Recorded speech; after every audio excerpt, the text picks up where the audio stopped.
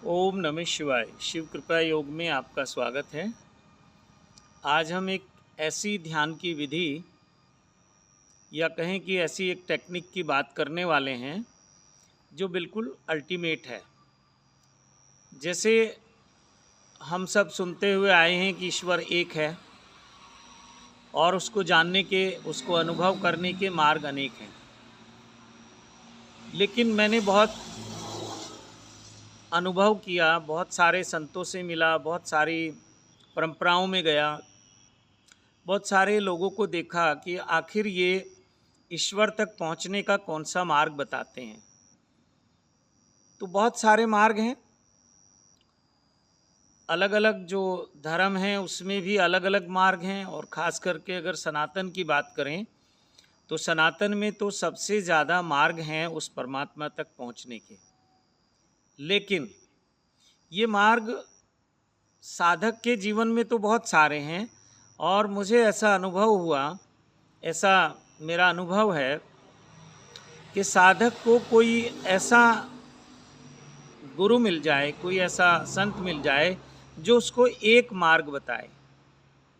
जो एक राह पकड़कर साधक चलता है वो पहुंच जाता है। वरना इतनी अनेक अनेक विधियां हैं, अनेक अनेक मार्ग हैं कि साधक का जो जीवन है वो बहुत छोटा पड़ जाता है, बहुत भटकता रहता है वो। और जहां वो 2 4 5 लोगों के पास जाता है तो वो खुद कंफ्यूज हो जाता है कि किसकी बात ठीक है और किसकी बात गलत है। तो फिर वो छोड़ के बैठ जाता है और इस बीच में उसके पास थोड़ा सा ज्ञान हो जाता है, कुछ वो पुस्तकें पढ़ लेता है, कुछ साधु संतों से मिल लेता है, कुछ परंपराओं की आधी अधूरी जानकारी भी वो इकट्ठी कर लेता है और फिर वो अपना ज्ञान लोगों को बांटना शुरू कर देता है। उसको लगता है मेरे पास बहुत नॉलेज है, बहुत सारा मैंने यहाँ वहाँ से सीख लिया है और बस यही अध्यात्म है। तो सनातन में संभावनाएं भटकने की बहुत ज़्यादा हैं। और धर्मों ने तो बहुत ज़्यादा ईश्वर के अनुभव की बात ही नहीं की है। जैसे सिख धर्म की बात करें तो वो केवल गुरु की बात करते हैं, और इस्लाम धर्म की अगर बात करें तो वो ईश्वर की, ठीक है, अल्लाह को याद करते हैं, नमाज पढ़ते हैं, उसको सजदा करते हैं, वो सब कुछ करते हैं। लेकिन कोई व्यक्ति खुदा हो सकता है ये तो उनकी कल्पनाओं में भी नहीं है। और जिन जिन लोगों ने इस्लाम में ऐसी घोषणाएं की कि मैंने उसको जान लिया है या मैं ही खुदा हूँ, मैं ही वो ईश्वर हूँ, तो उसको उन लोगों ने बर्दाश्त नहीं किया। ऐसे ही ईसाई धर्म में भी हम देखते हैं कि केवल जीसस क्राइस्ट ने ये कहा था कि मैं ईश्वर का पुत्र हूँ, इतना भी वो लोग बर्दाश्त नहीं कर पाए और जीसस क्राइस्ट को सूली पे टांग दिया, सब जानते हैं। तो वहाँ भी ये स्वीकार नहीं है।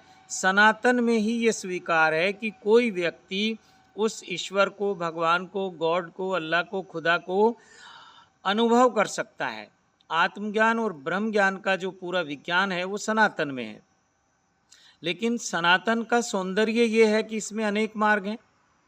किसी को कोई मार्ग उचित लगेगा, किसी को कोई मार्ग उचित लगेगा, किसी को कोई मार्ग उचित लगेगा। और सनातन में संत भी बहुत ज़्यादा हैं और सब संतों की अपनी अपनी लीलाएं हैं, अपना अपना सबका अनुभव है। तो यहाँ पहुँचने के मार्ग भी अनेक हैं और यहाँ भटकने के मार्ग भी अनेक हैं। लेकिन मेरा जो अपना अनुभव है, जो आदि अनादि समय से चला आ रहा है, एक मार्ग है। और ये मार्ग भगवान शिव ने पार्वती जी को बताया था। इसका ज्ञान पार्वती जी को भगवान शिव ने दिया और ये विज्ञान भैरव तंत्र में इसकी विधि वर्णित है। फिर बहुत सारे लोगों ने इसकी व्याख्याएं की, तो इसको हम शिव क्रिया बोलते हैं। तो अभी आने वाली 14 और 15 दिसंबर को, यानी कि 14 और 15 दिसंबर को नीलकंठ में शिव क्रिया शक्तिपात दीक्षा शिविर का आयोजन होने वाला है। और इसमें केवल 2 ही सेशन होंगे, एक 14 की इवनिंग को होगा और एक 15 की मॉर्निंग को होगा। तो जो भी साधक इसमें आना चाहते हैं वो 14 को नीलकंठ पहुंच जाएंगे। नीलकंठ के बारे में आप सब जानते हैं, ये ऋषिकेश से लगभग 30-35 किलोमीटर ऊपर हिमालय में मणिकूट पर्वत पर स्थित है। और ये जो कैंप होने वाला है, ये नीलकंठ महादेव मंदिर परिसर हिमालय में स्थित मेरी कुटिया के अंदर होगा। बहुत चंद लोगों को इसमें बुलाया जाएगा, बहुत ज़्यादा भीड़ यहाँ इकट्ठी नहीं की जाएगी और ना ज़्यादा भीड़ के लिए व्यवस्था है। तो ये 14 और 15 को ये क्रिया योग की दीक्षा, शक्तिपात दीक्षा आपको दी जाएगी। जो भी साधक इसमें आना चाहते हैं उनका स्वागत है। और ये शिविर अब जगह जगह होते रहेंगे, अलग अलग शहरों में भी होते रहेंगे। तो अगर आप कहीं दूर रहते हैं, आना आपके लिए संभव नहीं है, तो अपने शहर में भी इस शिविर का आयोजन कर सकते हैं। कोई बहुत ज़्यादा बड़ी हमें व्यवस्थाओं की ज़रूरत नहीं है। कम से कम सुविधाओं में और कम से कम व्यवस्था में हम इस शिविर का आयोजन कर सकते हैं। और शिव क्रिया एक ऐसा मार्ग है कि अगर आपने प्रारंभ में इस ज्ञान को प्राप्त कर लिया तो फिर आपको कहीं और भटकने की आवश्यकता नहीं है। आप जाना चाहेंगे तो आपको रोकेंगे भी हम नहीं, और आप जहाँ जाना चाहें चले जाएं। लेकिन अल्टीमेटली आप देखेंगे यही वो एक क्रिया है जिसके द्वारा आप आत्मबोध को उपलब्ध हो सकते हैं, आत्मज्ञान को उपलब्ध हो सकते हैं, या कहें कि उस ईश्वर का अनुभव कर सकते हैं, ब्रह्म ज्ञान को उपलब्ध हो सकते हैं। तो सब कुछ है इसमें, और इससे सरल कोई प्रक्रिया इस पूरी पृथ्वी पर नहीं है। और मेरा अनुभव ये है, चाहे वो बुद्धिज़्म हो, चाहे वो जैनिज़्म हो, वो सूफीज़्म हो, वो इस्लाम धर्म की बात हो, वो सनातन धर्म की बात हो, या ईसाई धर्म की बात हो, या किसी और अन्य धर्मों की, अन्य संप्रदायों की बात हो, कि अल्टीमेटली जो गुरु है वो आपको इसी का ज्ञान देता है। और बहुत सारे लोगों को इसके बारे में कुछ पता नहीं है, पता भी है तो उनका स्वयं का अनुभव नहीं है और उन्होंने इसका अभ्यास भी नहीं किया है। ये एक ऐसी साधना है कि ये गूंगे का गुड़ है। जैसे कहते हैं ना, गूंगा गूंगा केरी सर करा, खाए और मुस्कुराए। यानी कि गूंगा व्यक्ति जब गुड़ खाता है, उसके स्वाद को अनुभव करता है, तो वो मुस्कुराता है, क्योंकि वो बोल नहीं सकता। तो ये अनुभव ऐसा है कि आप ही इसको अनुभव कर सकते हैं। दूसरों को बताना चाहेंगे तो चाहकर भी बता नहीं सकते। ये केवल अनुभव की बात है। इसी को कबीर साहब ने कहा कि सब कहते कागज़ की लेखी, मैं कहता आखन की देखी। यानी कि सब लोग किताबों की बातें करते हैं, शास्त्रों की बातें करते हैं, लेकिन कबीर साहब कहते हैं कि मैं अपने अनुभव की बात करता हूँ। तो बहुत बहुत तरीके से इस बात को समझाने का प्रयास संतों ने किया है, लेकिन सबसे जो सुंदर बात है, सबसे जो अच्छी बात है, वो ये है कि आप अनुभव करें। और ये ऐसी क्रिया है कि पहले दिन से आपको पता चलता है कि हाँ, मेरी यात्रा एक राइट डायरेक्शन में होनी शुरू हो गई। और अनेक अनेक संतों के द्वारा जो मार्ग बताए गए हैं, अनेक अनेक संतों के द्वारा जो इसकी शिक्षा और दीक्षा दी गई है, आपको पता लगेगा कि सबकी मंजिल एक ही है। आखिरी में जाके एक मार्ग हो जाता है। माना कि शुरुआत में जब कोई साधक चलता है तो उसके बहुत सारे मार्ग हैं, अनेक मार्गों की बात वो सुनता है और अनेक मार्गों पे चलता भी है। किसी भी गुरु के पास जाएगा, किसी भी संप्रदाय में, किसी भी मिशन में जाएगा, तो वहाँ अलग अलग ढंग से साधनाएं कराई जाती हैं, अलग अलग विधियों से ध्यान कराया जाता है, लेकिन लास्ट में वो देखता है कि एक ही विधि है। तो सबको वहीं आना पड़ता है, उस एक मार्ग पे। तो ईश्वर एक है, उसका मार्ग भी एक ही है। शुरू में हम कह सकते हैं कि उसके मार्ग अनेक हैं, लेकिन लास्ट में पहुँचते पहुँचते हमें पता चलता है कि एक ही मार्ग है। आप किसी भी मार्ग से आओ, पहुँचना आपको वहीं है। तो इसी के साथ वाणी को विराम देता हूँ और आशा करता हूँ कि जो लोग सचमुच साधना जगत में प्रवेश करना चाहते हैं, उनका स्वागत रहेगा इस शिविर में।